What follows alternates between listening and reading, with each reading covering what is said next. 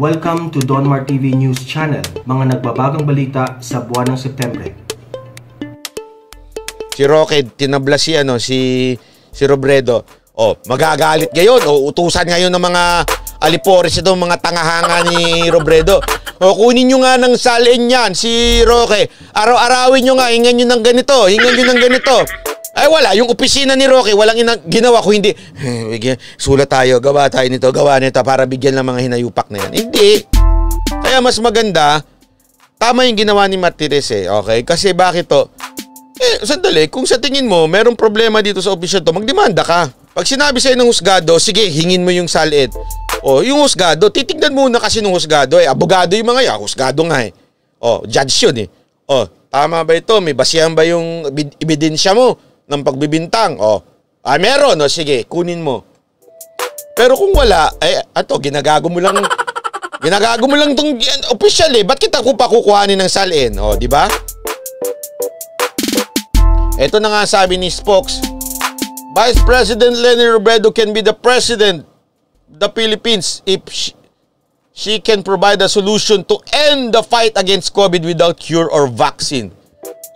Habang wala tayong bakuna, walang gamot, wala talagang solusyon sa pandemya ito. Hinamon ko si VP Leni, kung meron siyang solusyon na walang vaccine at wala pa rin gamot, sabihin niya po. Sigurado po, baka ngayon din maging presidente siya. Sarap nung ganung klase, no? Ang sarap nung ganung klaseng banat ni Spokes, Para sinasabi niya, kasi ambisyosa ka maging presidente. Sige, pag may solusyon ka sa COVID, baka ngayon din, ikaw na presidente. Kasi nagagalit na naman to si Robredo. Parang sinasabi niya, ito kasi yung comment niya. Nauna lang yan, pinakita ko lang. Okay? Ito kasi ang comment ni Robredo. Ayan na si Robredo. Watch the regular Monday press con. Ayan. Di ko matiis magkaroon ng takeaways. Lagi mo naman di matiis Kailan mo ba natiis yan? Hindi yata sapat na basta may ospital, kama at punerarya. Ang kailangan na lang gawin ay maghintay ng vaccine. Ito po yung mga main challenge na identified ngayon at kailangan nating pagtulungan. Suppressing the pandemic by means of medical and non-medical intervention. Hindi ba ginagawa yan, te? Hindi ba ginagawa? Overcoming humanitarian emergency including poverty. Wala bang ayuda? Hunger. Unemployment. Mental distress. Hindi ba ginagawa yan? Meron nga yan meron yan Alam nyo, kanina nakatanggap ako ng ayuda. Pero binigay ko na lang doon sa security guard dito. Pero ang galing nga, may ayuda pala. Siguro ba't binibigyan pa ayuda yung mga nasa kondo, no? Hindi naman sa I mean, bakit di nila ibigay doon sa mga mas nangangailangan pa? Kasi kung naka-afford makabili yung mga tao ng kondo, bakit? Hindi, sige ba? Baka may magalit sa akin. Ay, wag mo kami pakialaman, kailangan namin ng ayuda! May mga may ayudang binigay sa akin Mga nasa kondo lang Sabi ko, hindi naman siya hindi ko naman siya nagyayabang, pero mayroon naman siguro mas may kailangan pa nung ayuda, di ba? So meron. Restructuring public and private finance in the wake of pandemic. Pang-politiko yung hirit nito, no? Rebuilding the economy in an inclusive, resilient, and sustainable way. Isipin mo, ito magsasalita, ganyan sasabihin niya, suppressing the pandemic by means of medical and non-medical interventions, overcoming humanitarian emergencies including poverty, hunger, unemployment, mental distress, etc. caused by the pandemic, restructuring public and private finance in the wake of pandemic, rebuilding the economy in an inclusive, resilient, and sustainable way. Isipin mo Isipin mo kung ganyan. Kung ganyan na magsasalita na presidente natin. Ano ibig sabihin yan? Wala. Basta malalim yung term, okay na yan, Brad. Mukha nang matalino yan. Pag malalim ang term, okay na yan. Zep Zone TV, wag pong flooding Wag pong sunod-sunod, i-spam ka po ni Diego Latigo.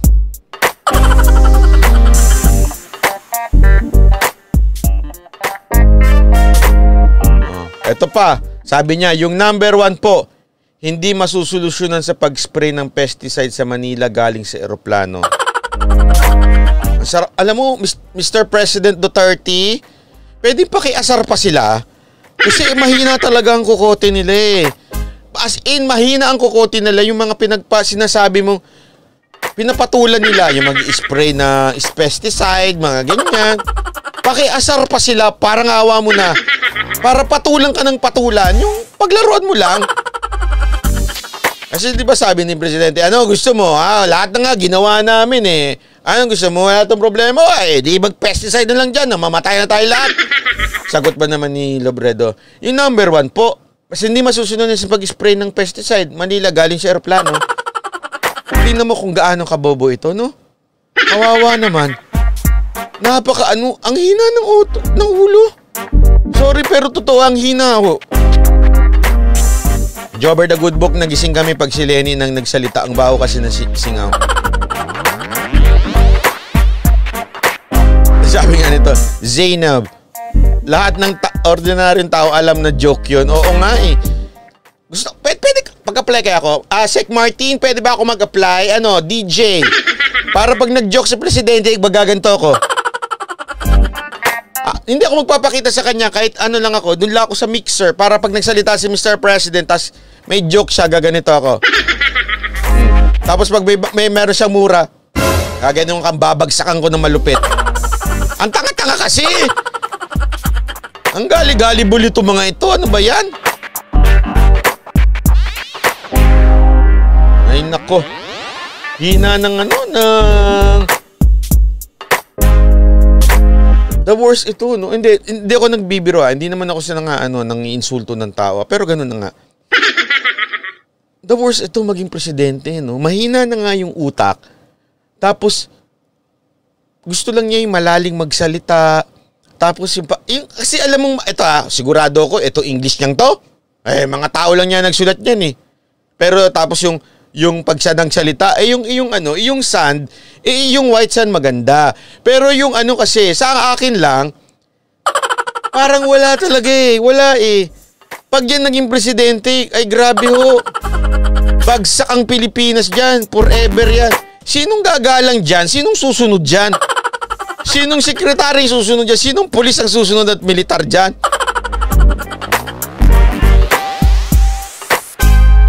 Sabi ko sa inyo, pagka yan ang naging presidente, talagang, yan ang people power. Baka hindi lang people power, talagang baka pati sundalo power.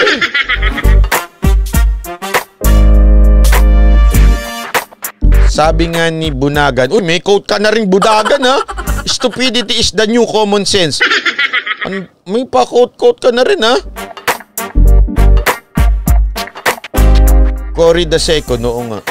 Alam mo, buti hindi ko inabutan si Cory Aquino. Inabutan ko si Cory Aquino. I mean, hindi ko siya inabutan na nagaganito ako, no? Baka nakakulong ako. Kasi, yung si Beltran, di ba? Pinakulong niya. Ako talaga babanata ko araw-araw yung si Cory Aquino. Wala talaga sa ulirat din yun eh. Buti na lang ngayon meron na tayong, pag ako inano nila dito, press freedom! Freedom of speech! Ay, subukan nyo lang.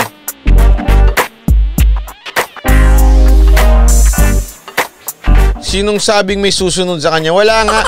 Siya ang susunod sa mga bossing. Sa mga bossing niya, oo. Mukha nga. Sabi nga babanatan lahat. Ako si Banat. Babanatan lahat. Ganun yun ha. Galing-galing nang gumawa niyang song na yan. Thank you very much for making that song. Papatugtugin natin. Ayan na. Ito. Sabay-sabay tayo. Yay! West Side! Ito. Sabay-sabay tayo. Ito ang team song. Huwag niyo muna kaiwanan. Ako si Banat. Babanatan lahat. Ay, mag-ingat po pala kayo sa COVID at mag-ingat din kayo sa Club U17. Yan po yung mga manyakol na matatanda na gusto ng iha. Especially mga 17 years old. Wala akong pinapartikular na tao ha. Basta Club U17. Ingat po kayo lalo na yung mga, ikaw Sir Randel ha, baka mahawa ka ng Club U17 ha. Wag. Mahalin mo yung asawa mo. Ha? Pause na si Boss Banat. Okay. Thank you very much. I love you. Nagpahabol pa si JR Chad R7. Maaga pa ba? Late ka kaya? Tama na. Okay na ito. Love you all. Thank you very much.